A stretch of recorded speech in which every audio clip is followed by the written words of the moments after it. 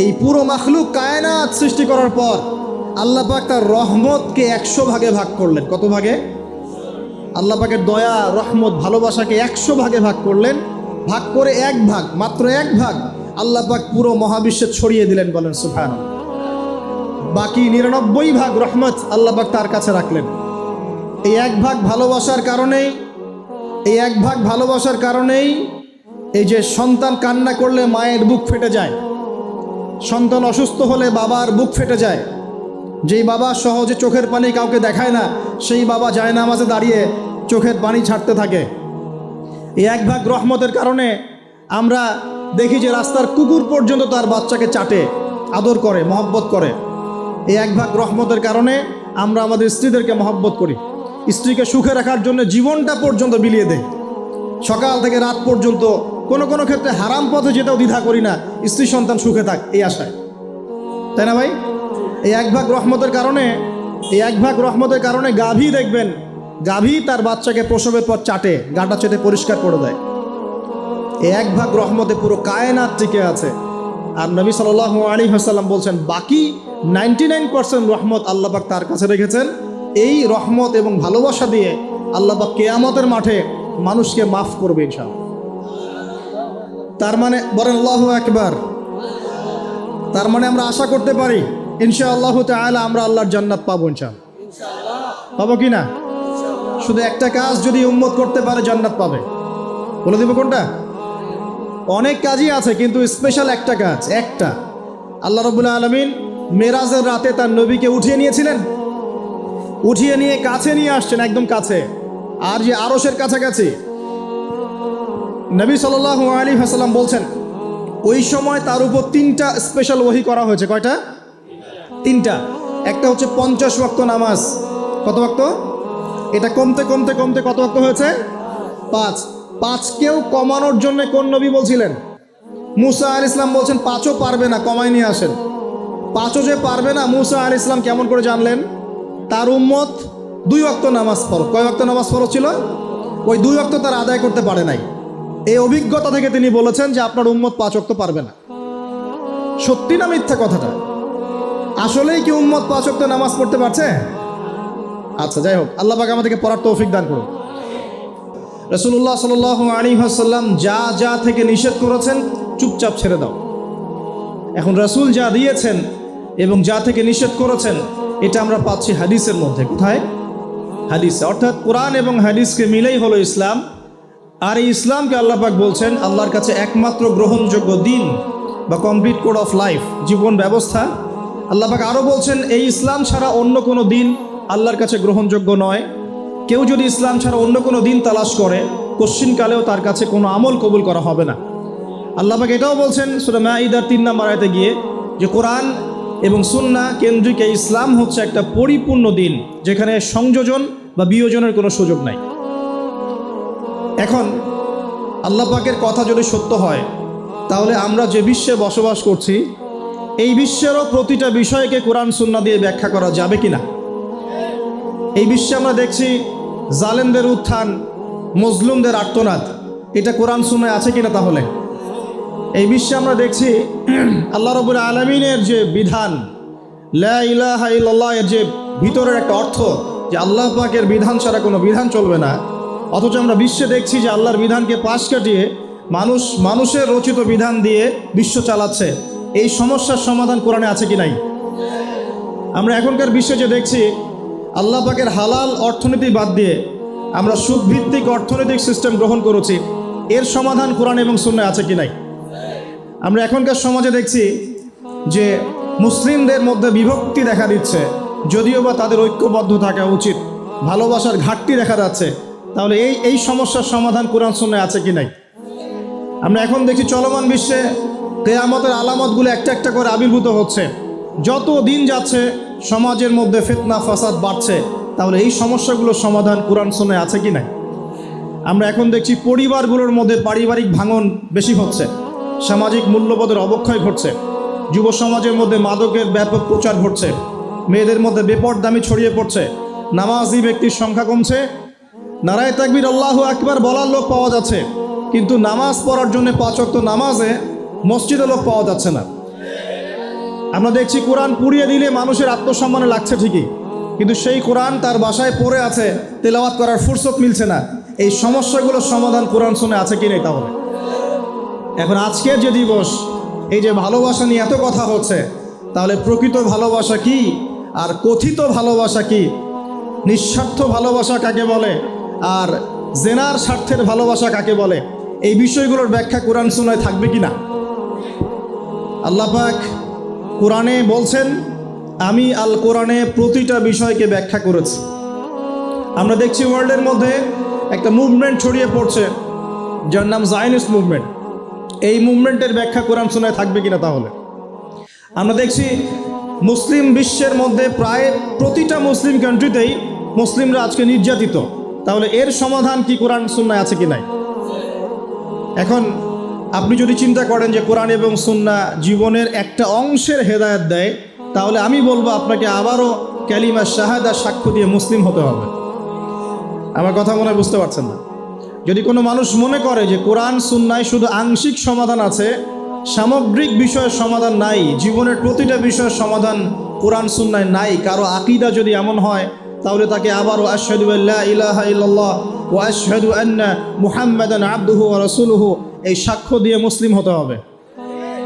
কারণ সে এখনো পরিপূর্ণ মুসলিম হতে পারে নাই। কখন হবে? যখন সে এই আকীদা বিশ্বাস পোষণ করবে যে হ্যাঁ, আল্লাহ পাক কোরআনে এবং রাসূলুল্লাহ সাল্লাল্লাহু আলাইহি ওয়াসাল্লাম সুন্নায়, কোরআন এবং সুন্নায় আমাদের জীবনযাত্রার প্রত্যেকটা সমস্যার সমাধান আছে, এবং এই সমাধানগুলো গ্রহণ করলে পরে বিশ্বে শান্তি আসবে, গ্রহণ না করলে শান্তি আসবে না। এই চিন্তা যদি না থাকে, এই চিন্তাকে নবায়ন করতে হবে। আল্লাহ পাক আমাদেরকে তৌফিক দান করুন। আসুন প্রসঙ্গে আসি। আল্লাহ রাব্বুল আলামিন আমাদেরকে ভালোবাসেন কি না? আচ্ছা, ভালোবাসার প্রয়োজন আছে কি নাই? প্রথম কথা হচ্ছে ভালোবাসা কি? প্রথম শব্দটা হচ্ছে ভালোবাসা কি, সংজ্ঞা কি? ভালোবাসার সংজ্ঞা জানার আগে আমরা আগে জানি যে ভালোবাসা কয় প্রকার। আমরা কোরআন এবং সুন্নাহ স্টাডি করলে দেখতে পারি ভালোবাসা হচ্ছে দুই প্রকার। কয় প্রকার?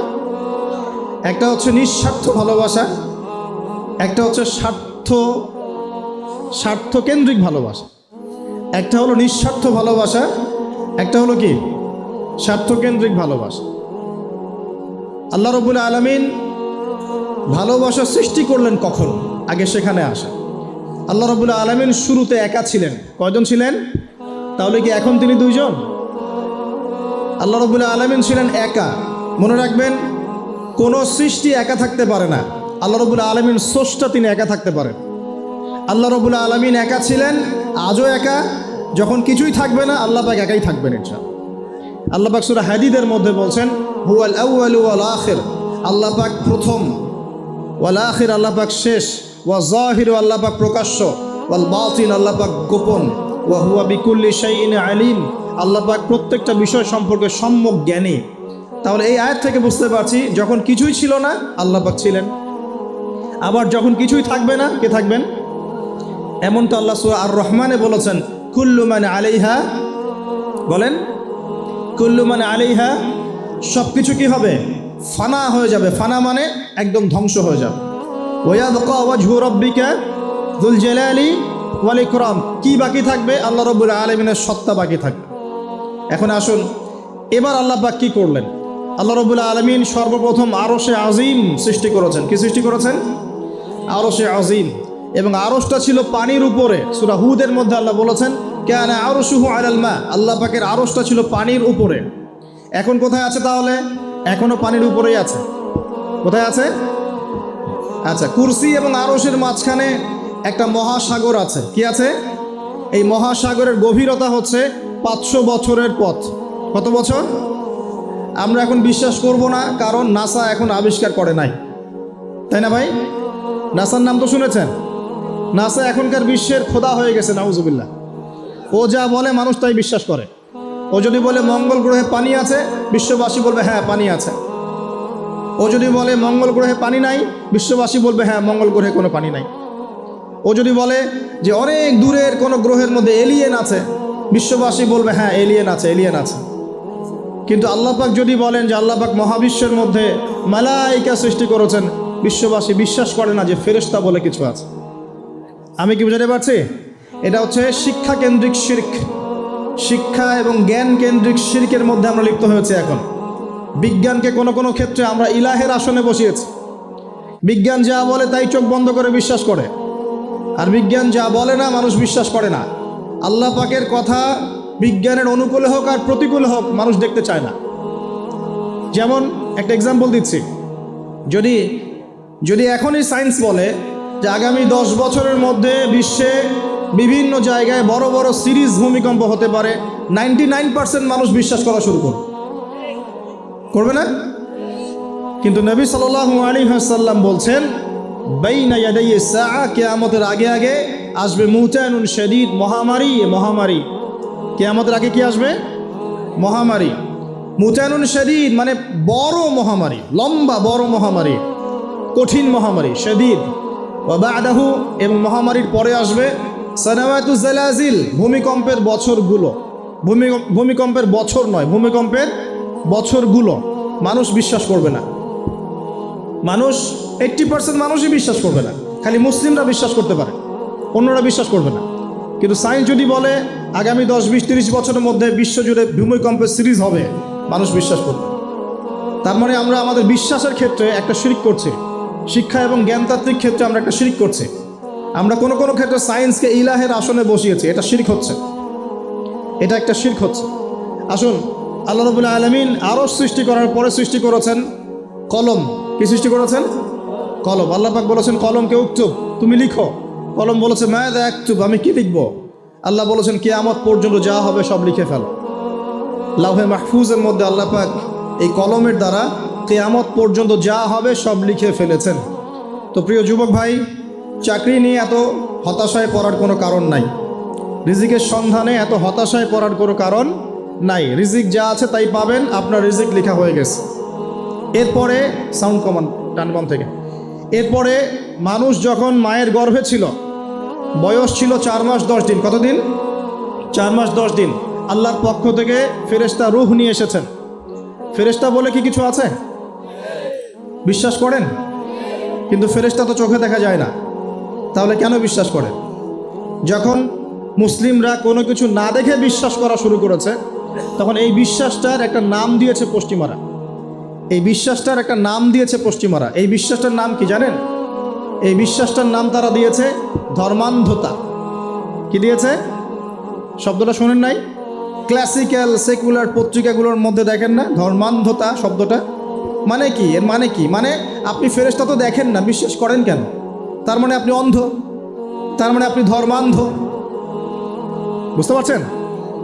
এখন আমাকে বলেন যে এই ফেরেশতায় যদি কেউ বিশ্বাস না করে, সে কি মুমিন হতে পারবে? সে কি মুসলিম হতে পারবে? ইমানের যে 6টা পিলার, আল্লাহ বিশ্বাস, ফেরেশতা মণ্ডলীতে বিশ্বাস, আসমানি কিতাবে বিশ্বাস, নবী রসুলগণে বিশ্বাস, পরকালের জীবনে বিশ্বাস আর ভাগ্যে বিশ্বাস, এই 6টার কোনোটাই কি দেখা যায়, ছোঁয়া যায়, উপলব্ধি করা যায়? কঠিন তরল বায়বীয় পরীক্ষা করা যায় বা ল্যাবরেটরিতে গবেষণা করে পরীক্ষা করা যায়? তো যেহেতু আমরা এগুলো না দেখেই বিশ্বাস করি, এই কারণে পশ্চিমারা আমাদেরকে বলে তারা ধর্মান্ধ। এখন উত্তর কী হবে আপনার? উত্তর হচ্ছে এই যে আল্লাহ পাক আমাকে যে জ্ঞান দিয়েছেন, আল্লাহ পাক আমাকে যে লিমিটেড জ্ঞান দিয়েছেন, এই জ্ঞান দিয়ে আমি আগামীকাল কি হবে সেটা বলতে পারি না। বলতে পারি? যে মানুষের জ্ঞান এতই ক্ষুদ্র যে আগামীকাল তার সাথে কি হবে সে বলতে পারে না, সেই মানুষের পক্ষে কি এই অদৃশ্যের জগৎ সম্পর্কে এত গভীর জ্ঞান লাভ করা সম্ভব? মানুষের জ্ঞান কি অসীম, না আল্লাহ পাকের জ্ঞান অসীম?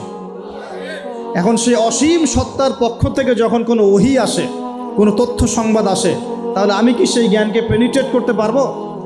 বরং আমার উচিত হবে সেই তথ্যকে বিশ্বাস করা এবং তার সামনে আত্মসমর্পণ করা। তাহলে আমি ধর্মান্ধ হয়ে সবচেয়ে স্মার্ট মানুষ হয়েছি।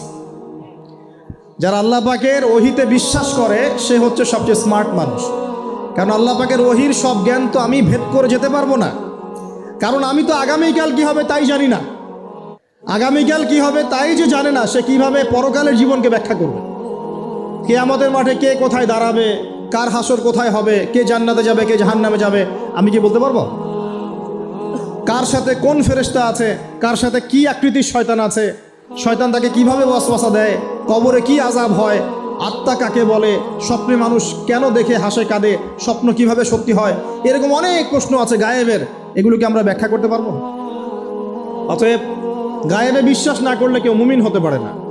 আর আল্লাহ রাব্বুল আলামিন এই গায়েবের খবর জানেন।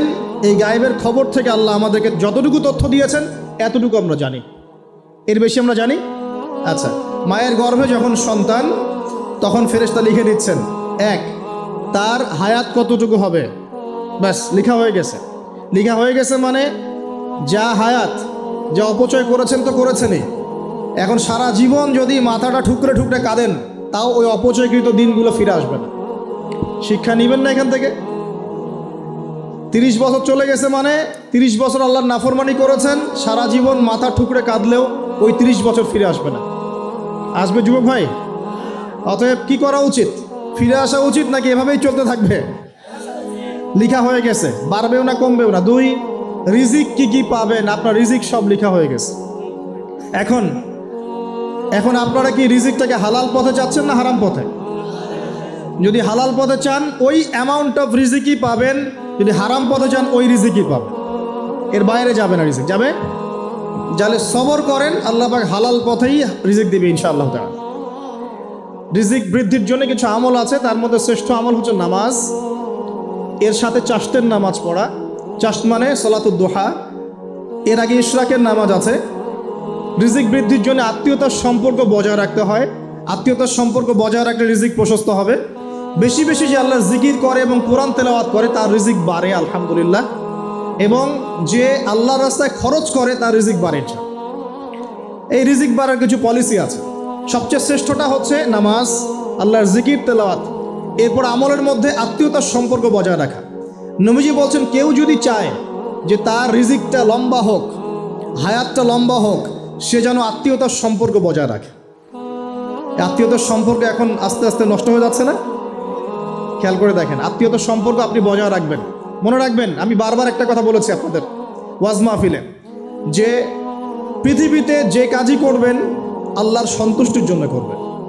আত্মীয়তার সম্পর্ক বজায় রাখবেন আল্লাহর সন্তুষ্টির জন্যে, তাদের কাছে কিছু পাওয়ার আশায় না। যখনই আপনি কারো কাছে কিছু পাওয়ার আশা করবেন আপনি কষ্ট পাবেন। যখনই কারো কাছে কিছু পাওয়ার আশা করবেন আপনি কষ্ট পাবেন। কারো কাছে এত বেশি পাওয়ার আশা করবেন না। কার কাছে পাওয়ার আশা করবেন? আল্লাহর কাছে, যে আমি এই কাজটা করছি, আল্লাহ আমাকে পুরস্কার দিবে ইনশাআল্লাহ। আমি আত্মীয়তার সম্পর্ক বজায় রাখছি কেন? আল্লাহর কাছে রিজিকে বরকতের আশায়, আল্লাহর সন্তুষ্টির জন্য। মনে রাখবেন প্রিয় ভাইয়েরা, আমল কবুল হওয়ার শর্ত মোটামুটি 3টা। কয়টা? 1 নম্বর, আমলগুলো হতে হবে আল্লাহর সন্তুষ্টির জন্য। 1। 2 নম্বর, আমলটা হতে হবে রাসূলুল্লাহ সাল্লাল্লাহু আলাইহি ওয়াসাল্লামের পদ্ধতিতে, অন্য কারো পদ্ধতিতে নয়। 3 নম্বর, আমলটা করার জন্যে আপনার রিজিকটা হতে হবে হালাল। হারাম রিজিকের আমল আল্লাহর কাছে কবুল হয় না। আল্লাহ পাক আমাদের সবাইকে হালাল রিজিকের ব্যবস্থা করে দিন এবং রিজিকটাকে প্রশস্ত করুন, আমিন। তো রিজিক লেখা হয়ে গেছে 2। 3 নম্বর, লেখা হয়ে গেছে এ ব্যক্তি কি কি কাজ করবে দুনিয়ায়, এ ব্যক্তি দুনিয়ায় কি কি কাজ করবে সব লেখা হয়ে গেছে। এখন যদি একটা চোর বলে যে আল্লাহ পাক আমার তাকদিরে লিখেছিলেন যে আমি চুরি করব, তাই আমি চুরি করেছি। এখন যদি একজন ধর্ষক বলে আল্লাহ আমার তাকদিরে লিখেছিল যে আমি ধর্ষণ করব, তাই ধর্ষণ করেছি। এখন যদি যারা এই জনগণের কিছু সম্পদ আত্মসাৎ করে খেয়ে ফেলছে তারা যদি বলে আল্লাহ তাকদিরে লিখছিলেন জন্যই দুর্নীতি করেছি, তাহলে কথাটা কি হবে? গ্রহণযোগ্য হবে? এখন যদি দলিল দেয় তাকদিরে তো লেখা ছিল। এই আকিদাটার নাম হচ্ছে জাবারিয়া আকিদা। কি আকিদা? জাবারিয়া। এমন একজন ব্যক্তি উমর রাদিয়াল্লাহু আনহুর দরবারে এসেছিল, চোর চুরি করেছে, ধরা পড়েছে। উমর রাদিয়াল্লাহু আনহু বলেছেন হাত কেটে ফেলো। তখন সে বলছে যে আমার হাত তো কাটা যাবে না। কেন? আল্লাহ পাক তাকদিরে লিখেছেন আমি চুরি করব, তাই চুরি করেছে। তো উমর রাদিয়াল্লাহু আনহুর সামনে এই কথাটা বলেছে। আর উমর রাদিয়াল্লাহু আনহু কি বিচক্ষণ মানুষ ছিলেন না বোকাশোকা ছিলেন? বলেন, তার মতো শাসক পাওয়া যাবে? তার মতো আরো একজন শাসক আসবে ইনশাআল্লাহ পৃথিবীতে। তার নাম কি? নবী ঈসা আলাইহিস সালাম ইনশাআল্লাহ তাআলা। এবং তার আগে আরো একজন ইমাম আসবেন। তার নাম কি? তার নাম হচ্ছে মুহাম্মদ। কি নাম? তার নাম মুহাম্মদ, তার উপাধি হচ্ছে মাহদি। কখন আসবেন? যখন পৃথিবীতে যুদ্ধ বিগ্রহ ছড়িয়ে পড়বে, ব্যাপক আকারে মালহামা চলবে, তখন আসবেন। কাদের পক্ষে আসবেন? মুসলিমদের পক্ষে। কি উদ্দেশ্যে আসবেন? সারা বিশ্বে জুলুম তুলে ফেলার জন্য। এবং আরেকটা কি উদ্দেশ্য? ওই জেরুজালেম উদ্ধার করার জন্য। কোন জেরুজালেম? যেটা এখন ইহুদিরা দখল করে আছে। চারপাশে আরবরা, মাঝখানে ও কেমন করে দখল করে আছে? আরবদেরকে হাতের মুঠোয় নিয়ে নিয়েছে। এই কারণে মুনাফিকদের উপর টিকে আছে সে, এবং তার পশ্চিমা মিত্রদের উপর টিকে আছে। ঈসা আলাইহিস সালাম কেন আসবেন? এই জায়গাটা পুনরুদ্ধার করার জন্য। ঈসা আলাইহিস সালাম কি পরাজিত হবেন না বিজয়ী হবেন? কত বছর বিশ্ব শাসন করবেন? 40 বছর। এগুলো হবে বিশ্বে, এগুলো হওয়া এখনো বাকি আছে। আরও কি হবে? মুসলিমরা কনস্ট্যান্টিনোপল আবার জয় করবে। এই কনস্ট্যান্টিনোপলের মধ্যে ফিতনা দেখা দিবে অচিরেই, মুসলিমরা ওইটা আবার দখল করবে ইনশাআল্লাহ তাআলা। আরও কি হবে? বললাম ভূমিকম্পের বছরগুলো আসবে সামনে, এবং মুতায়নুন শাদীদ, মহামারীও আসবে। আরও কি? বড় বড় 3টা ভূমিকম্প বাকি আছে এখনো। আগে বলেছি লেকচারে, একটা পৃথিবীর পূর্বে, একটা পশ্চিমে, একটা মাঝখানে। এগুলো এখনো বাকি আছে। বিশ্বে অনেক কিছু হওয়া এখনো বাকি আছে। এখন যা দেখছি এগুলোই সব না, এগুলো চলে যাবে। সময় কি হবে? চলে যাবে। আরও নতুন সময় আসবে ইনশাআল্লাহ তাআলা। আমাদের দায়িত্ব কি? আমাদের দায়িত্ব পরিস্থিতি বুঝে দিন ধরে রাখা, আমল করা, এবং মানুষকে দিনের দিকে আহ্বান করা। আমরা যদি দায়িত্ব পালন না করি তাহলে কি হবে? আল্লাহ পাক আমাদেরকে সরিয়ে দিয়ে নতুন কওম নিয়ে আসবে। আল্লাহ পাক সূরা মুহাম্মাদে বলেছেন, ওয়া ইন তাতাওয়াল্লাউ, তোমরা যদি মুখ ফিরিয়ে নাও, ইয়াস্তাবদিল কওমান গায়রাকুম, আল্লাহ পাক নতুন কওমকে তোমাদের জায়গায় স্থলাভিষিক্ত করবেন। সুম্মা লা ইয়াকুনু আমসালাকুম, তারা তোমাদের মতো হবে না, মানে আমাদের মতো অপদার্থ হবে না। উম্মার বিজয়ের শর্ত কি? আল্লাহ সূরা মুহাম্মাদেই বলেছেন, ইন তানসুরুল্লাহ ইয়ানসুরুকুম, তোমরা আল্লাহর দ্বীনকে সাহায্য করো, তবেই আল্লাহ তোমাদেরকে সাহায্য করবে। ওয়া ইউসাব্বিত আকদামাকুম, তোমাদের পা আল্লাহ দৃঢ় করে রাখবেন। আমরা আল্লাহকে সাহায্য না করলে আল্লাহ পাক আমাদেরকে সাহায্য করবেন না। সিম্পল। আল্লাহ পাক সূরা রা'দের মধ্যে বলছেন, ইন্নাল্লাহা লা ইউগাইয়িরু মা বিকওমিন হাত্তা ইউগাইয়িরু মা বিআনফুসিহিম, আল্লাহ পাক কোনো কওমের অবস্থা ততক্ষণ পরিবর্তন করেন না যতক্ষণ না সেই কওম তার নিজের অবস্থার পরিবর্তনের চেষ্টা করে। তাহলে আমাদের পরিবর্তন কেন হচ্ছে না? কারণ আমরা নামাজ ছেড়ে দিয়েছি। 90% মুসলিমের দেশে কত পার্সেন্ট নামাজ পড়ে চিন্তা করে দেখবেন। আমরা কোরআন ছেড়ে দিয়েছি। 90% মুসলিমের দেশে কত পার্সেন্ট বিশুদ্ধ করে কোরআন তেলাওয়াত করতে পারে একটু খোঁজ নিয়ে দেখবেন। কোরআন শুমারি করে দেখেন, নামাজ শুমারি করে দেখেন, তাহলে বুঝতে পারবেন। আর যারা কোরআন পড়তে জানে তাদের মধ্যে কত পার্সেন্ট কোরআনের অর্থটা বোঝে, এটা আরও বড় বিষয়। তারপরে আবার কারা মেনে চলে, এটা আরও বড় বিষয়। আর আমরা কতজন মানুষ দিন ইসলামকে সামগ্রিক দিন হিসেবে মানি, এটাও একটা বড় বিষয়। আমরা মানি ঠিকই, আংশিক। যেমন ইবাদত বন্দেগীর জীবনে মুসলমান, অর্থনৈতিক জীবনে গিয়ে আবার সুদখোর, এমন না বিষয়টা? এমন হয় না বিষয়টা? ইবাদত বন্দেগীর জীবনে আমি পাক্কা মুসলিম, কপালে সেজদার দাগ আছে মাশাআল্লাহ, দাড়ি টুপিও আছে মাশাআল্লাহ, কিন্তু ব্যবসায় গিয়ে মাপে কম দিচ্ছি না, ব্যবসায় গিয়ে আমি হারাম ভেজাল দিচ্ছি কি না, এরকম হচ্ছে কি না? হচ্ছে। কিন্তু সে কিন্তু মুসলিম এবং নামাজও পড়ে। তা আমাদের সমস্যা ভাই এখানেই। এখন এই সমস্যাটা সলভ করলে ইনশাল্লাহ সব সমস্যা সলভ হয়ে যাবে। সমস্যাটা কি? আমরা ইসলামটাকে আংশিকভাবে মানি, পরিপূর্ণ জীবনে ইসলাম বাস্তবায়ন করতে পারছি না। আমি আপনি হয়তো কেউই পারছি না। ফখর করলে বলার নাই যে আমি খুব পারছি, আসলে আমিও পারছি না। কারণ এই যুগে এটা পারাটা খুব ডিফিকাল্ট। এই যুগে পারাটা কি? খুবই কঠিন। কিন্তু এটাই তো এই যুগের চ্যালেঞ্জ। নবীজি বলেছেন, তোমাদের সামনে এমন যুগ আসছে যে যুগে ঈমান ধরে রাখাটা হাতের মধ্যে আগুন ধরে রাখার মতো হবে। তবে সুসংবাদ ওই যুগে তাদের জন্যে যারা আমার সুন্নতকে আবার জীবিত করতে পারবে, যে আমার মৃত সুন্নতকে জীবিত করবে, আল্লাহ পাক তাকে 50 জন শহীদ সাহাবীর সমান নেকি। আল্লাহ পাক ভালোবাসেন কি না? তাহলে এই পুরো মহাবিশ্ব সৃষ্টি করে আল্লাহ পাক কি মহাবিশ্বের মধ্যে ভালোবাসা ছড়িয়ে দেন নাই? আল্লাহ রাব্বুল আলামিন 6 দিনে মহাবিশ্ব সৃষ্টি করে মহাবিশ্বের সব জায়গায় যার যার কাজ তাকে বুঝিয়ে দিলেন। কোন গ্রহ কি কাজ করবে, কোন সৌরজগৎ কেমন করে চলবে, দুনিয়া কিভাবে ঘুরবে, সূর্য কিভাবে উঠবে, চাঁদ কিভাবে আসবে, কোন মাখলুক কি কাজ করবে, ফেরেশতাদের কাজ কি হবে, ইত্যাদি ইত্যাদি। আল্লাহ পাক সমস্ত কাজ বুঝিয়ে দিলেন। সূরা আলিফ লাম মিম সেজদা, হামিম সেজদার মধ্যে আছে, পড়ে দেখবেন। আল্লাহ পাক পুরো মহাবিশ্বের দায়িত্ব বন্টন করে দিলেন। এবার আল্লাহ রাব্বুল আলামিন কি করলেন শোনেন। আল্লাহ রাব্বুল আলামিন বলছেন, এই পুরো মাখলুক কায়নাত সৃষ্টি করার পর আল্লাহ পাক তার রহমতকে 100 ভাগে ভাগ করলেন। কত ভাগে? আল্লাহ পাকের দয়া, রহমত, ভালোবাসাকে 100 ভাগে ভাগ করলেন। ভাগ করে এক ভাগ, মাত্র এক ভাগ আল্লাহ পাক পুরো মহাবিশ্বে ছড়িয়ে দিলেন, বলেন সুবহানাল্লাহ। বাকি 99 ভাগ রহমত আল্লাহ পাক তার কাছে রাখলেন। এই এক ভাগ ভালোবাসার কারণেই এই যে সন্তান কান্না করলে মায়ের বুক ফেটে যায়, সন্তান অসুস্থ হলে বাবার বুক ফেটে যায়। যেই বাবা সহজে চোখের পানি কাউকে দেখায় না, সেই বাবা জায়নামাজে দাঁড়িয়ে চোখের পানি ছাড়তে থাকে। এই এক ভাগ রহমতের কারণে আমরা দেখি যে রাস্তার কুকুর পর্যন্ত তার বাচ্চাকে চাটে, আদর করে, মহব্বত করে। এই এক ভাগ রহমতের কারণে আমরা আমাদের স্ত্রীদেরকে মহব্বত করি, স্ত্রীকে সুখে রাখার জন্য জীবনটা পর্যন্ত বিলিয়ে দেয়।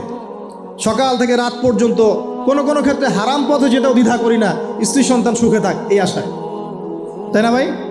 এই এক ভাগ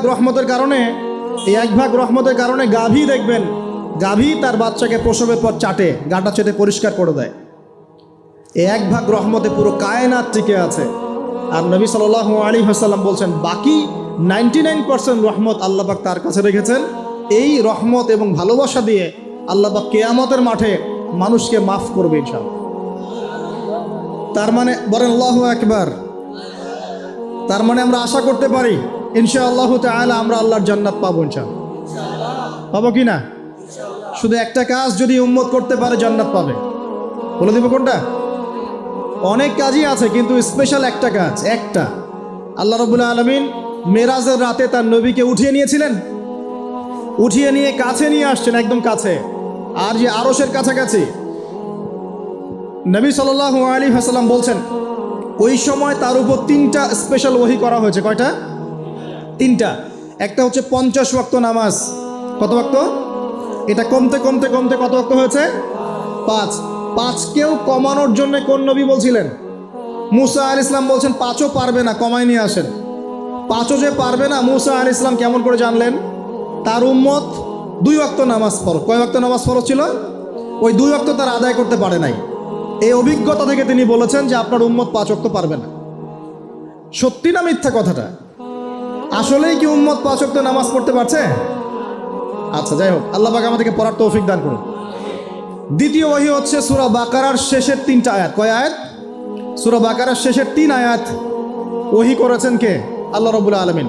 কোনো ব্যক্তি যদি রাতের বেলা সূরা বাকারার শেষের 3টা আয়াত পড়ে সারা রাত ইবাদত করেন, নাকি পাবে ইনশাআল্লাহ। আর 3 নাম্বারটা হচ্ছে স্পেশাল, সেটা হচ্ছে আল্লাহ পাক বলেছেন, হে মুহাম্মদ সাল্লাল্লাহু আলাইহি ওয়াসাল্লাম, বলেন সাল্লাল্লাহু আলাইহি ওয়াসাল্লাম, তোমার উম্মতের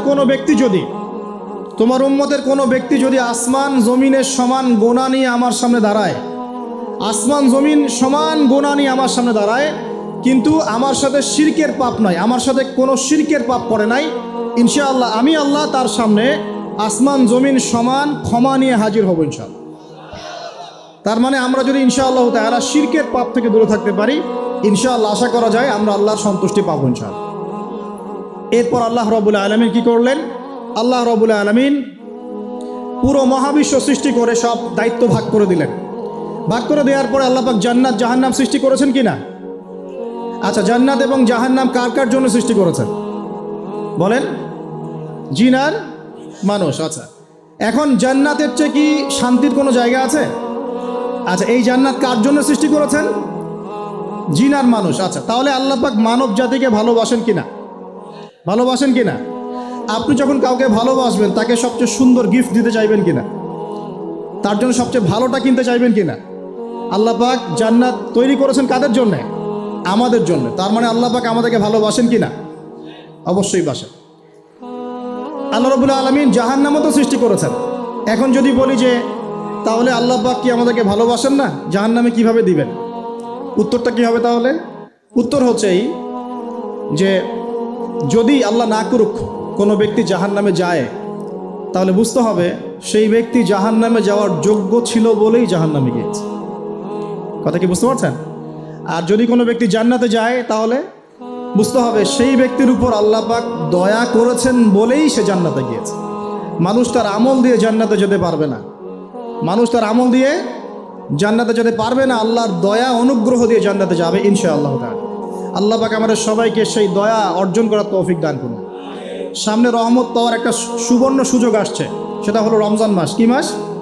রমজান মাস। আমরা দোয়া করি আল্লাহ পাক আমাদের সবাইকে সুস্থতার সাথে রমজানের সবগুলো রোজা রাখার তৌফিক দান করুন। নবীজি বলেছেন এই মাসে যে ইবাদত করে তার গুনাহ মাফ করাতে পারলো না তার জন্য ধ্বংস। বলি নাউজুবিল্লাহ। আমরা তো রমজান আসার আগে দুনিয়াবি প্ল্যান করছি, রমজানে কিভাবে ব্যবসায় উন্নতি করব, রমজানে কিভাবে বেশি লাভ করব। হ্যাঁ, তো রমজান মাস হচ্ছে ইবাদতের মৌসুম। আল্লাহ পাক আমাদের সবাইকে রমজান মাসে 5 ওয়াক্ত নামাজ পড়ার তৌফিক দান করুন, কোরআন তেলাওয়াত করার তৌফিক দান করুন, কোরআন বুঝে পড়ার তৌফিক দান করুন, তারাবির নামাজ জামাতে পড়ার তৌফিক দান করুন এবং বেশি বেশি মানুষকে ইফতার করানোর তৌফিক দান করুন। যাদের জাকাত ফরজ হয়েছে জাকাত দিচ্ছেন না, আল্লাহর ওয়াস্তে রমজান মাসে জাকাত দিয়ে দিবেন ইনশাআল্লাহ। আর আমি কিন্তু আগেই বলেছি রমজান মাসে ভাই দ্রব্যমূল্যের দাম কিন্তু খুব চড়া ওঠানামা করুন। অতএব যাদের সামর্থ্য কম তাদের ঘরে ইফতার পৌঁছে দেওয়ার দায়িত্ব কার? যা আমাদের। যাদের সামর্থ্য আছে তারা, যারা সামর্থ্যবান নয় তাদের ঘরে ঘরে মাসের বাজার পৌঁছে দেবেন ইনশাআল্লাহ। আল্লাহ পাক তৌফিক এনায়েত করুন, বলি আমিন। এবার দেখেন আল্লাহ পাক সৃষ্টি করলেন আদম আলাইহিস সালামকে। কাকে? এর আগে আল্লাহ পাক জিন জাতি সৃষ্টি করেছেন, আমি ওইদিকে যাচ্ছি না, আমি মানুষের কথা বলছি।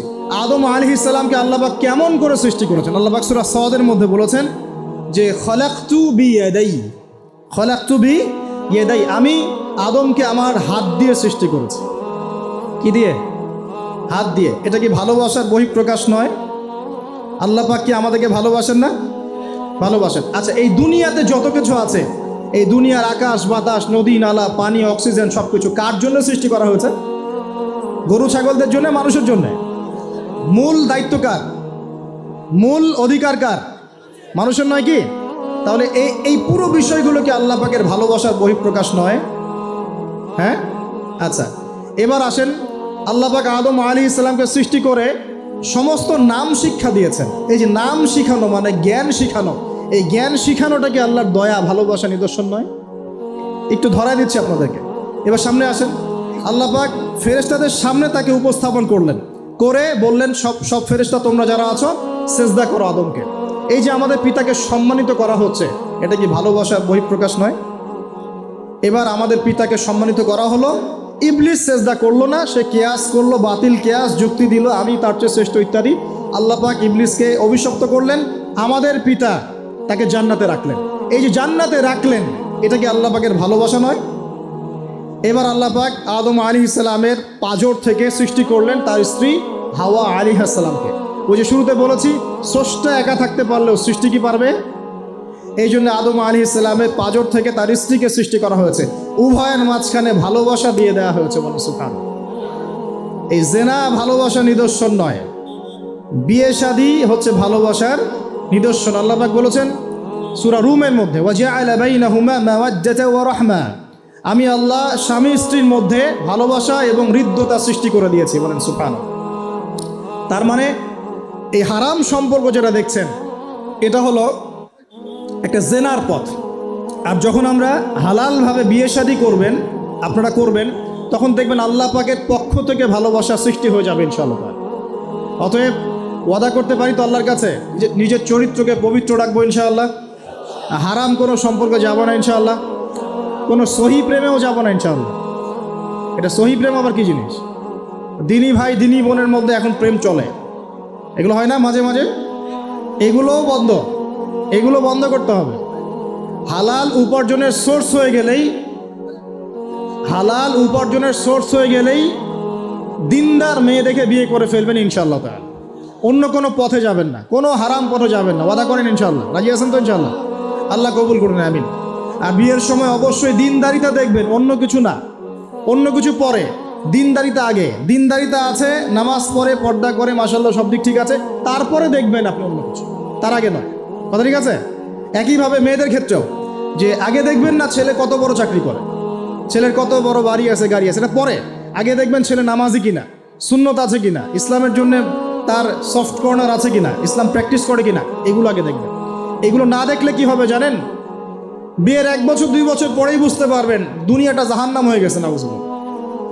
দুনিয়াতেই তখন জাহান্নামের আযাবের স্বাদ ভোগ করতে হবে। নাউজুবিল্লাহ। আল্লাহ পাক আমাদেরকে হেফাজত করুন, আমিন। তো এই যে আল্লাহ পাক আদম আলাইহিস সালামের পাঁজর থেকে সৃষ্টি করলেন কাকে, এবং ভালোবাসা দিয়ে দিলেন উভয়ের মাঝখানে, এটা কি আল্লাহ পাকের দয়া নয়? আল্লাহ পাক ভালোবাসেন না? এবার দেখেন গাছের কাছে যেতে নিষেধ করলে, আমি কিন্তু শর্ট করে বলছি, গাছের কাছে যেতে নিষেধ করলে তোমরা জান্নাতে থাকো, খাও, যা ইচ্ছা করো, কিন্তু ওয়ালা তাকরাবা হাদিহি শাজারা, এই গাছের কাছেও যাবে না। একটা পরীক্ষা, জাস্ট একটা পরীক্ষা। এখানে কিন্তু বলা হচ্ছে গাছের কাছেও যাবে না, বলা হচ্ছে না যে গাছের ফল খাবে না। ঠিক যেমন আল্লাহ বলেছেন তোমরা জেনার কাছেও যাবে না। আল্লাহ পাক কিন্তু বলেন নাই জেনা করবে না, আল্লাহ পাক বলেছেন তোমরা জেনার কাছেও যাবে না। তো এখান থেকে আমরা এই হুকুমটার কঠোরতা বুঝতে পারি। তো প্রিয় ভাইরা, এখানে আমাদের পিতামাতা শয়তানের প্রলোভনে পড়ে গেলেন। কেন পড়লেন? শয়তান ওয়াসওয়াসা দিল যে আমি কি তোমাদেরকে এমন গাছের কথা বলে দিব যে গাছের কাছে গেলে বা যার ফল খেলে তোমরা চিরস্থায়ী জীবন পাবে এবং তোমরা ফেরেশতা হয়ে যাবে, এরকম কথা বলল, এবং তোমরা কোনোদিন মরবে না। হাল আদুল্লুকা আলা শাজারাতিল খুলদি ওয়া মুলকিন লা ইয়াবলা, এই দুটো ওয়াসওয়াসা, চিরস্থায়িত্বের ওয়াসওয়াসা এবং অমরত্বের ওয়াসওয়াসা দিয়ে আমাদের পিতামাতাকে নিয়ে গেল। এখন আমাদের পিতামাতা কি ফল খেয়েছিলেন কি খান নাই? আচ্ছা, এখন আল্লাহ পাকের দৃষ্টিতে অন্যায় হয়েছে কিনা? এরপরে আমাদের পিতামাতা কি করলেন? বললেন রব্বানা যালামনা আনফুসানা ওয়া ইল্লাম তাগফির লানা ওয়া তারহামনা লানাকুনান্না মিনাল খাসিরিন। এই যে দোয়াটা তারা করলেন, এই দোয়াটা করার পরে আল্লাহ পাক কি তাদেরকে মাফ করে দিয়েছেন কি দেন নাই? বলেন, কথা বলেন। আল্লাহ পাক মাফ করে দিয়েছেন কি দেন নাই?